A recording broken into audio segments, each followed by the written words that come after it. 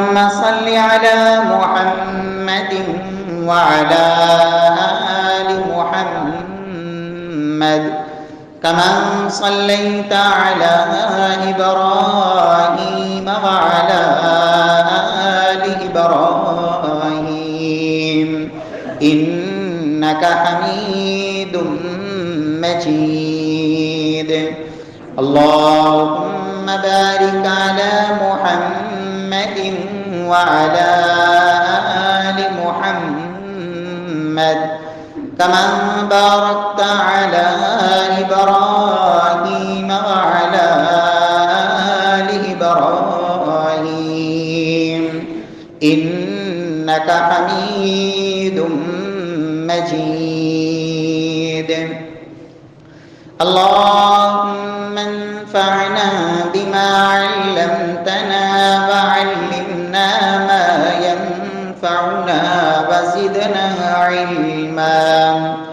رب اشرح لي صدري ويسر لي أمري واحلل عقدة من لساني يفقهوا قولي. أعوذ بالله السميع العليم من الشيطان الرجيم من همزه ونفخه ونفسه. بسم الله الرحمن الرحيم.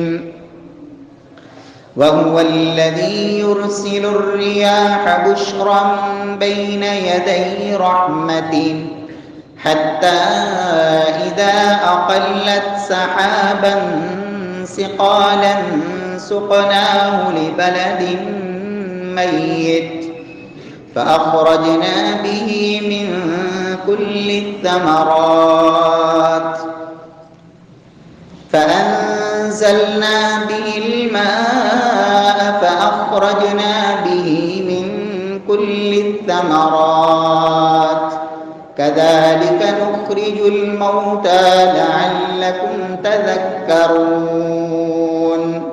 والبلد الطيب يخرج نباته بإذن ربه والذي خبث لا يخرج إلا نكدا كذلك نصرف الآيات لقوم يشكرون. وقال الله سبحانه وتعالى في مقام آخر يوم لا ينفع مال ولا بنون إلا من أتى الله بقلب سليم.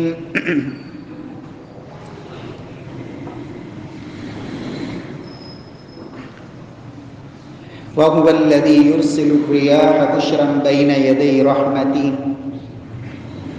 اور اللہ وہ ذات ہے کہ جو اپنی رحمت کے نزول سے پہلے ہواؤں کو بھیجتا ہے. حتی اذا اقلت سحابا ثقالا سقناه لبلد میت، یہاں تک کہ وہ ہوائیں بھاری بادلوں کو اٹھا لاتی ہیں، پھر رب العالمین انہیں چلاتے ہیں ایک مردہ اور بنجر زمین کی طرف. فأنزلنا به الماء، پھر اس سے رب العالمین پانی اتارتے ہیں. فأخرجنا به من كل الثمرات، جس کے نتیجے میں پھر زمین سے طرح طرح کے خوبصورت پھل رب العالمین اگاتے ہیں. والبلد الطيب يخرج نباته بإذن ربه والذي خبث لا يخرج إلا نكدا. جو عمدہ اور خوبصورت زمین ہوتی ہے وہ بہترین پھلوں کو جنم دیتی ہے اور خوبصورت پھل اگاتی ہے. والذي خبث لا يخرج إلا نكدا، لیکن جو زمین ناقص ہو تو وہ ناقص اور گندی چیز کو ہی نکالتی ہے. كذلك نصرف الآيات لقوم يشكرون، ہم اسی طرح اپنی آیات کو پھیر پھیر کر بیان کرتے ہیں ایسے لوگوں کے لیے تاکہ وہ شکر ادا کریں. معزز سامعین کرام، محترم بھائیوں، بزرگوں، دوستوں، معززات ماؤں اور بہنوں، نبی کائنات صلی اللہ علیہ وسلم نے بندہ مومن کے دل کی مثال کو ایک خوبصورت انداز میں بیان فرمایا کہ جس طرح رب العالمین آسمان سے بارشوں کو نازل فرماتے ہیں، کچھ زمین ایسی ہوتی ہے کہ جو بالکل بہترین، عمدہ اور تیار ہوتی ہے، جب اس پہ رب العالمین کی رحمت برستی ہے تو وہ پانی کو اپنے اندر جذب کر لیتی ہے، جس کے نتیجے میں اس زمین سے خوبصورت پھل اور خوبصورت پودے نکلتے ہیں۔ فرمایا کچھ زمین کا حصہ ایسا ہوتا ہے جو سخت ہوتا ہے، وہ پانی کو اپنے اندر جذب تو نہیں کرتا لیکن پانی کو وہ روک لیتا ہے، جس سے لوگ فائدہ اٹھاتے ہیں، دوسری زمین کو پانی پلاتے ہیں، اپنے جانوروں کو پانی پلاتے ہیں۔ فرمایا زمین کا کچھ حصہ ایسا ہوتا ہے کہ جس پہ گندگی کے ڈھیر ہوتے ہیں، یا پھر وہ زمین بالکل چٹیل میدان کی طرح کہ جو نہ تو پانی کو اپنے اندر جذب کرتی ہے اور نہ ہی پانی کو روکتی ہے کہ لوگ اس سے نفع اٹھائیں۔ رحمت اس کے اوپر جتنی مرضی برستی رہے، بارش جتنی مرضی برستی رہے، نہ اس زمین کو کچھ فائدہ ہوتا ہے اور نہ اس زمین سے دوسروں کو فائدہ ہوتا ہے۔ فرمایا یہی مثال اس ہدایت کی ہے جو رب العالمین نے آسمان سے اتاری ہے۔ فرمایا کچھ لوگ ایسے ہوتے ہیں کہ جو اس ہدایت کو اپنے دل میں جگہ دیتے ہیں، اس نور کو اور اس روشنی کو، جس سے وہ روشنی حاصل کرتے ہیں، اس سے نفع اٹھاتے ہیں، خود بھی مستفید ہوتے ہیں اور دوسرے لوگوں کو بھی ان سے نفع پہنچتا ہے۔ اور فرمایا کچھ ایسے اس بنجر زمین کی طرح، اس گندگی کے ڈھیروں کی طرح کہ رحمت جتنی مرضی برستی رہے، نہ وہ خود اس سے فائدہ اٹھاتے ہیں اور نہ اس سے دوسروں کو کوئی نفع پہنچتا ہے۔ میرے پیارے بھائیوں، رمضان المبارک کی آمد ہے، مختلف انداز ہیں رمضان کی تیاری کے کہ رمضان سے پہلے یہ بھی کر لیا جائے، یہ بھی کر لیا جائے، یہ بھی کر لیا جائے۔ سلف صالحین کی رمضان کی تیاری کا ایک بڑا ہی خوبصورت انداز تھا۔ سیدنا عبداللہ بن مسعود رضی اللہ تعالی عنہ فرمایا کرتے تھے کہ ہم میں سے کوئی بھی شخص، صحابہ کرام رضوان اللہ علیہم اجمعین، فرمایا کوئی بھی رمضان کا استقبال اس حالت میں نہیں کرتا تھا کہ رمضان کا چاند نظر آ جائے اور اس کے دل میں اپنے مسلمان بھائی کے لیے کوئی ذرہ برابر بھی حقد یا حسد موجود ہو۔ فرمایا ہم رمضان کا استقبال اس کیفیت میں کرتے تھے کہ اپنے دلوں کو بالکل پاک اور صاف کر لیا کرتے تھے۔ میرے پیارے بھائیوں، رب العالمین کی رحمت یقیناً اس رمضان میں خوب برسے گی، لیکن نصیب والا ہوگا جو اس رحمت کو اپنے دامن میں سمیٹے گا، وگرنہ اس بنجر زمین کی طرح، اس کوڑے کرکٹ کے ڈھیر کی طرح کہ جس پہ جب بارش برستی ہے تو اس سے اور بدبو پھوٹتی ہے اور تعفن پھوٹتا ہے، اسے کوئی نفع اور کوئی فائدہ نہیں ہوتا، جبکہ وہ زمین جو پہلے سے تیار ہو، جس میں ہل چلا کے اسے صاف کر لیا گیا ہو، جڑی بوٹیوں کو اس سے اکھاڑ پھینکا گیا ہو، جب اس پہ رب کی رحمت برستی ہے تو پھر وہ زمین خود بھی اس سے فائدہ اٹھاتی ہے اور لوگوں کو بھی اس سے نفع پہنچتا ہے۔ میرے پیارے بھائیوں، رب العالمین ہمیں اپنے دلوں کو اللہ صاف کرنے کی توفیق نصیب فرمائے، اس لیے کہ اصل ایمان کا محل، اصل جو رب العالمین کی نظر کا محل ہے، وہ انسان کا اور بندہ مومن کا دل ہے۔ نبی کائنات صلی اللہ علیہ وسلم فرماتے ہیں ان اللہ لا ينظر الى صورکم واموالکم ولکن ينظر الى قلوبکم واعمالکم۔ خالق ارض و سما تمہارے چہروں کو نہیں دیکھتے، رب کائنات تمہارے مالوں کو بھی نہیں دیکھتے، وَلَكِنْ يَنْظُرُ إِلَىٰ قُلُوبِكُمْ وَأَعْمَالِكُمْ، رب العالمین دیکھتے ہیں تو تمہارے دلوں کو دیکھتے ہیں، خالق ارض و سما دیکھتے ہیں تو تمہارے اعمال کو دیکھتے ہیں، عمل کیا ہے، دل کی کیفیت کیا ہے۔ پیارے بھائیوں، سلف صالحین، صحابہ کرام رضوان اللہ علیہ مجمعین، جنہیں کے دلوں کو میرے اللہ نے پاک کر دیا، جن کے دلوں کو نور سے مزین کر دیا، جن کے دلوں کو ایسی بیماریوں سے اللہ نے صاف کر دیا، اولئک الذین امتحن اللہ قلوبہم بالتقوی، تقوی سے، پرہیزگاری سے، رب کی محبت سے ان کے دلوں کو اللہ نے بھر دیا۔ اور یہی وجہ ہے وہ عمل تھوڑا کرتے تھے، اللہ انہیں بڑا نوازتے تھے۔ تھوڑے سے عمل کا اللہ کی طرف سے بے پناہ اجر ملتا تھا۔ اور یہ بات اپنے پاس سے نہیں، جناب محمد مصطفیٰ صلی اللہ علیہ وسلم کا اعلان ہے، لو ان احدکم انفق مثل احد ذهبا ما بلغ مد احدهم ولا نصیفا۔ کائنات کے امام فرماتے ہیں تم میں سے کوئی شخص احد پہاڑ کے برابر سونا خرچ کر دے، اور فرمایا میرے وہ مقربین اور خاص صحابہ کرام، فرمایا جن کے دلوں کو اللہ نے نور سے بھر دیا، جن کے دلوں کا امتحان میرے اللہ نے لیا، جن کے دلوں پہ نظر میرے رب نے ڈالی، اور قلب محمد کے بعد صلی اللہ علیہ وسلم، اللہ کے نبی کے دل کے بعد تمام انسانوں میں سب سے خوبصورت دل، سب سے پاک اور صاف دل، ایمان سے بھرے ہوئے اور اللہ کی محبت سے بھرے ہوئے دل، صحابہ کرام کے دل۔ پیارے بھائیوں، اللہ کے نبی کیا فرماتے ہیں، تم سونے کا پہاڑ خرچ کر دو اور میرا صحابی ایک مد جو خرچ کر دے، تم سونے کا پہاڑ خرچ کر کے بھی اس کے اجر کو نہیں پا سکتے۔ میرے پیارے بھائیوں، یہ اللہ نے اتنی بڑی بلندیاں ان کو کس وجہ سے دی؟ باقاعدہ سلف سے، صحابہ کرام سے یہ پوچھا گیا۔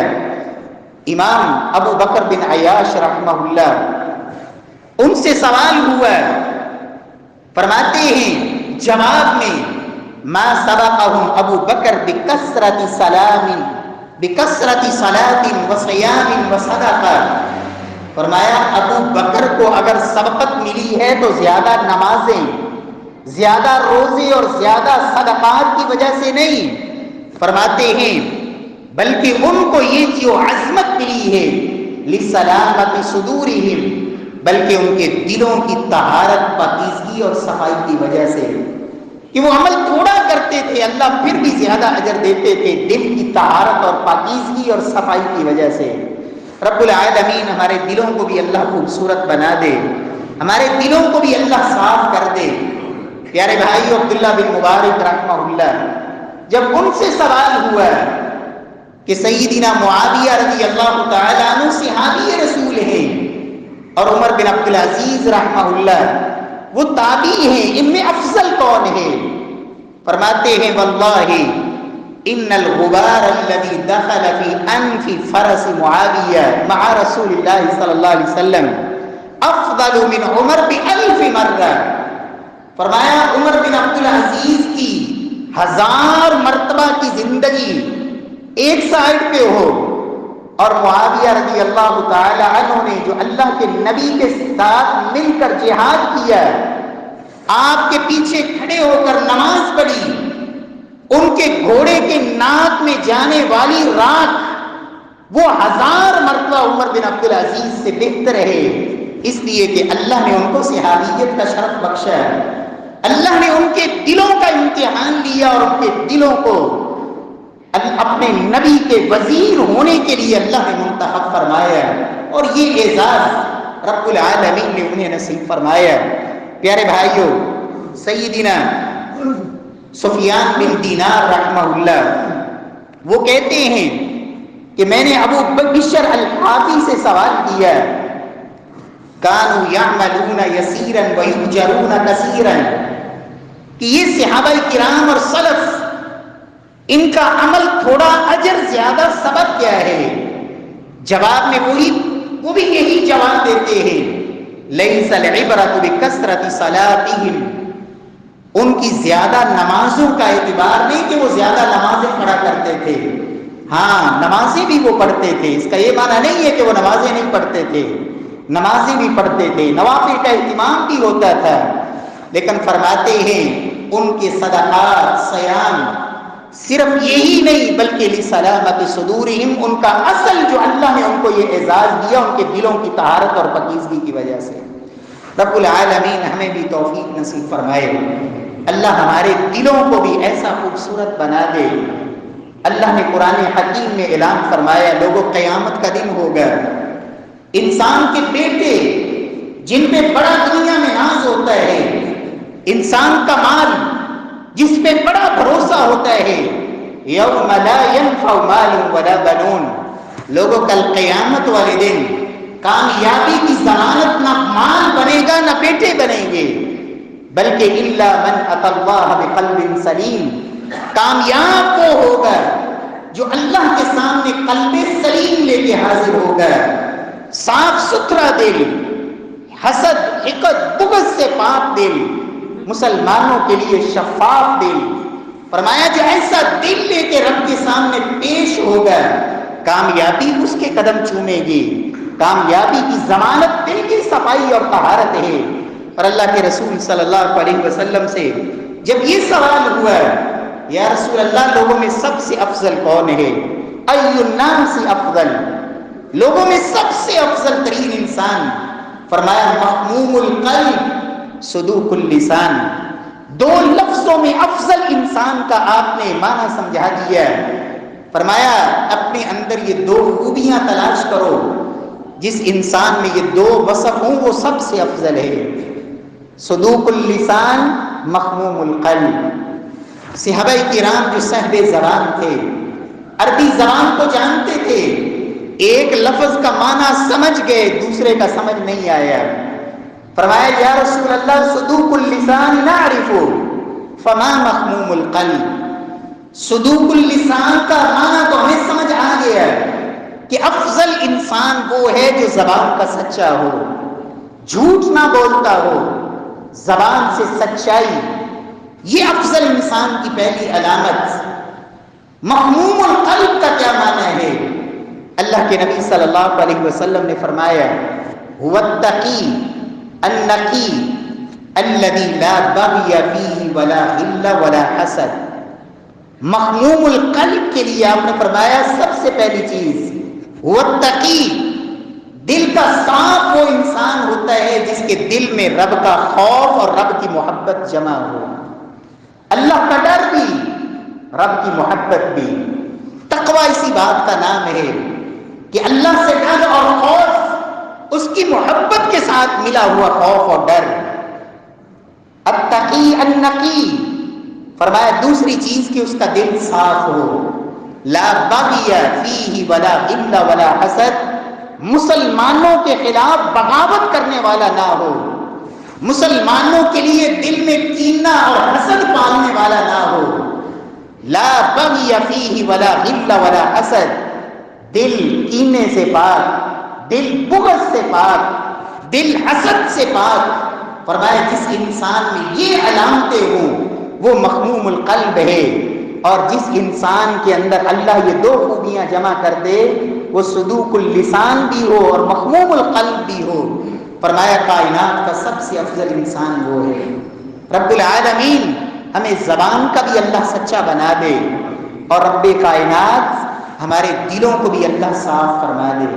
میرے پیارے بھائیوں، نبی کائنات صلی اللہ علیہ وسلم کے صحابہ، ان کا طریقہ کار یہ تھا کہ اعمال میں سے وہ عمل جو لوگوں کو نظر نہیں آتے، ان اعمال پر ان کا یقین، اعتماد اور بھروسہ بڑھ کے ہوتا تھا ان اعمال کے مقابلے میں جو لوگوں کو نظر آتے ہیں۔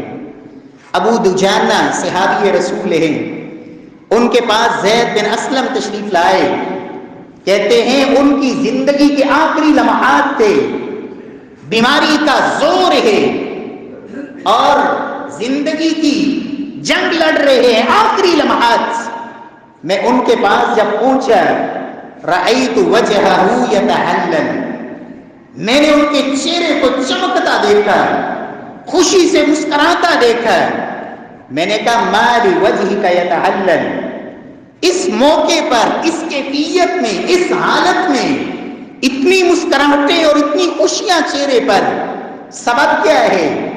صحابی رسول کہتے ہیں من عمل شیء اوثق عندی من اثنین، دو عمل میں نے زندگی میں کیے ہیں اور اپنے اعمال میں سے مجھے سب سے بڑھ کے ان پر یقین اور اعتماد ہے کہ میرے اللہ میرے ان دو عملوں کی وجہ سے میرے رب کے ساتھ میری جو ملاقات ہوگی وہ بڑی خوبصورت ہوگی۔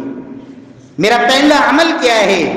کنت لا اتکلم فیما لا یعنی، میں نے اپنی زبان کو بے لگام نہیں چھوڑا، یہ نہیں کہ جس پہ دل چاہا الزام لگا دیا، جس پہ دل چاہ بہتان لگا دیا، جدھر دل چاہ جھوٹ بول دیا، جدھر دل چاہ غیبت کی، چغلی کی اور لوگوں کو فتنہ ہی برپا کرتے رہنا۔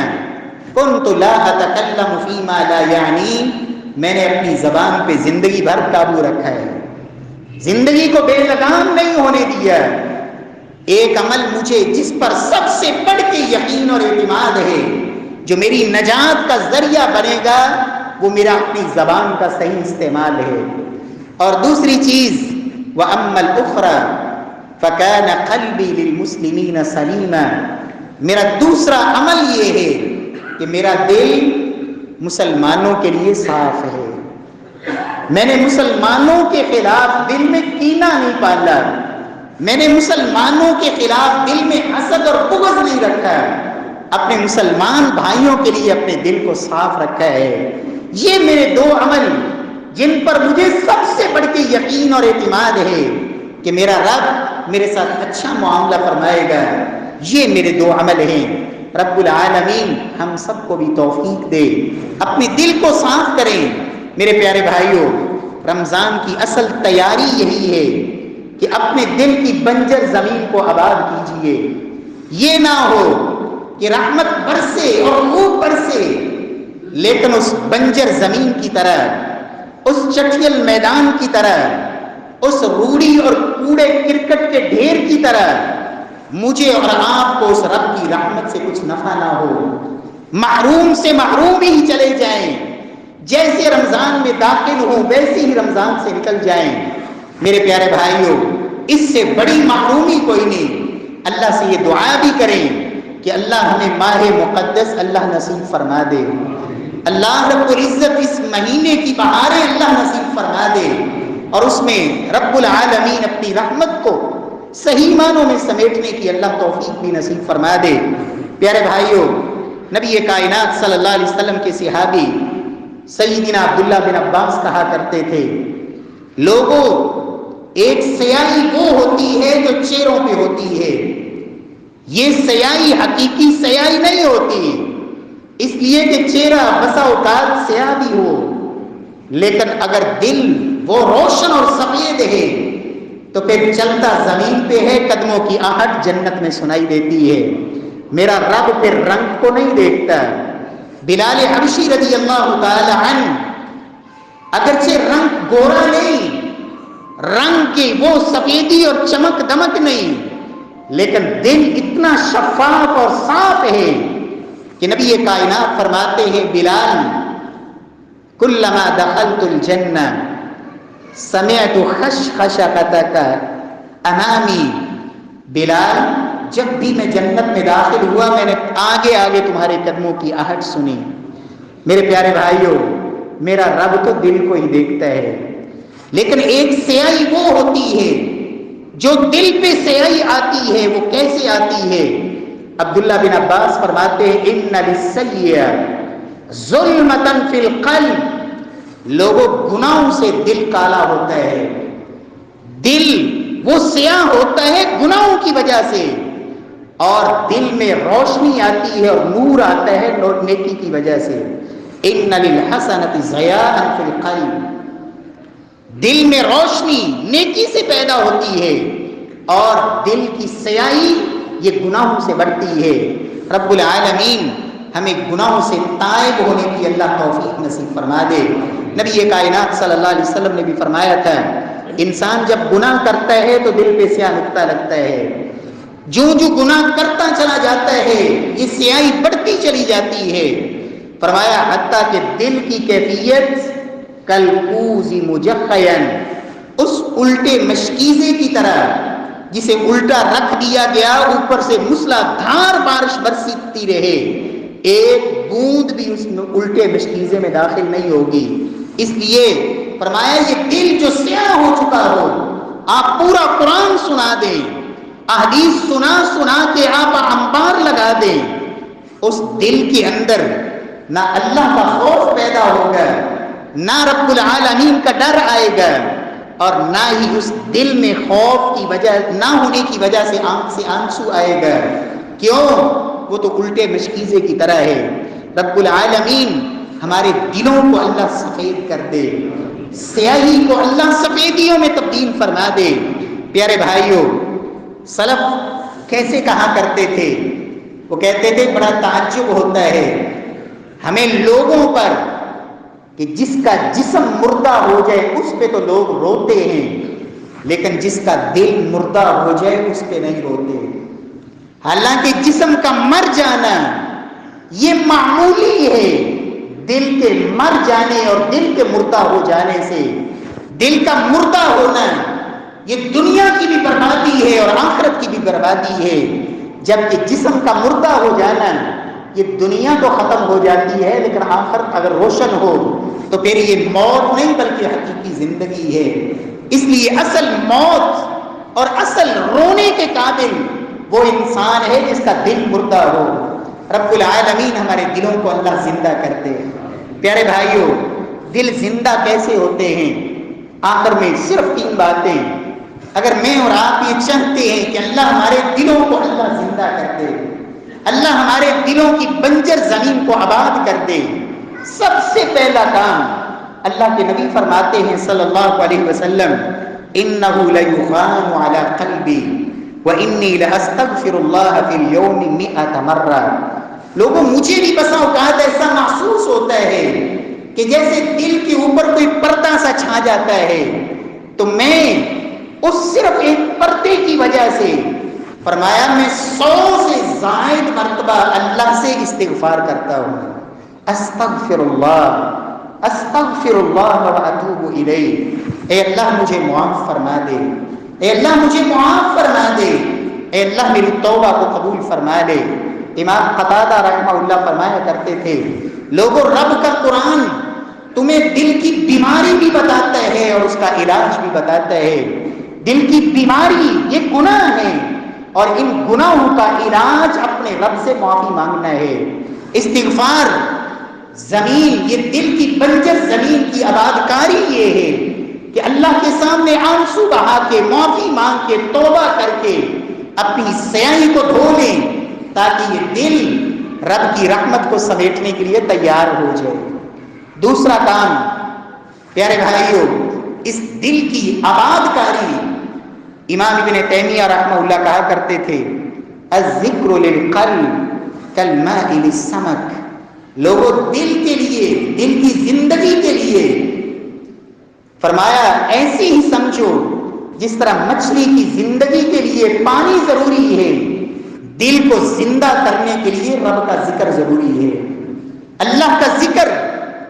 الا بذکر اللہ تطمئن القلوب، اصل دل کا سکون اور دل کی زندگی یہ رب کی یاد میں ہے، رب کا ذکر اور رب کی یاد، مسنون الفاظ کے ساتھ اپنے رب کی یاد۔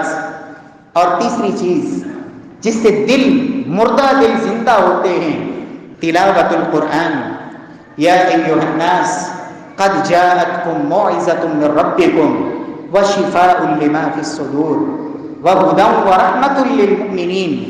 لوگوں، یہ دلوں کی بیماریوں کے لیے جو علاج ہے، روحانی علاج رب نے جو آسمان سے اتارا ہے، یہ اللہ کا قرآن ہے۔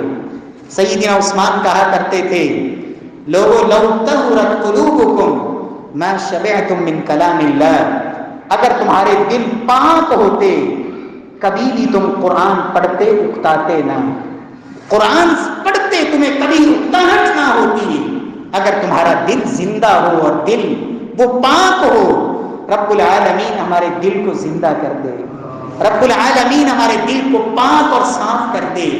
قرآن مجید کی تلاوت، ابن مسعود رضی اللہ تعالی عنہ فرماتے ہیں کہ جو شخص یہ دیکھنا چاہتا ہے کہ میں اپنے رب سے کتنی محبت کرتا ہوں، فَلْيَعْرِضْ نَفْسَهُ عَلَى الْقُرْآنِ، وہ اپنے آپ کو قرآن پر پیش کر لے۔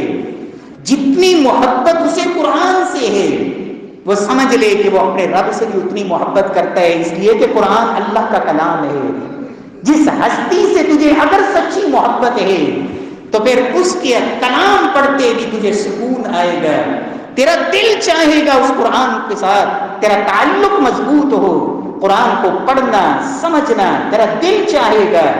رب العالمین سے دعا ہے کہ خالق ارض و سماء اس رمضان کی آمد سے پہلے ہی اللہ ہمارے دلوں کی بنجر زمین کو اللہ آباد فرما دے، تاکہ رب کی رحمت کی جو برسات ہوگی وہ اس تیار زمین پر جب برسے تو اس سے پھر وہ سبزہ بھی نکلے گا، وہ خوبصورت پھل بھی نکلیں گے جو رب العالمین کی جنت کی شکل میں اور جنت کے میووں کی شکل میں اللہ نصیب فرمائیں گے۔ وَأَقُولُ قَوْلِي هَذَا وَآخِرُ دَعْوَانَا أَنِ الْحَمْدُ لِلَّهِ رَبِّ الْعَالَمِينَ۔